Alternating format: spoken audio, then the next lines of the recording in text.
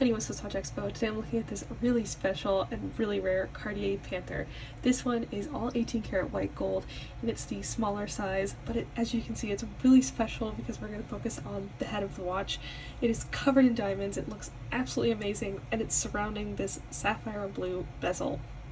This is not something you see all the time, and especially on Cartier watches, you don't see this like different gemstone bezels, especially from the factory. These are all factory gems and diamonds and sapphires, so it's not custom, but it is really rare to see from Cartier. So it's a really neat feature of this watch, and it adds this beautiful, rich, deep blue to the watch. It also has this gorgeous mother of pearl dial.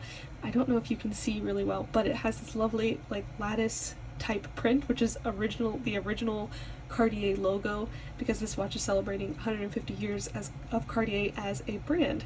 So it has the throwback to the original logo of the brand embossed or printed on top of mother of pearl. So it adds a little bit of color and texture behind it, and the dial also is very simple and classic with the Cartier Roman numerals and the white gold hands, and of course the diamond on the crown, which is always nice to see.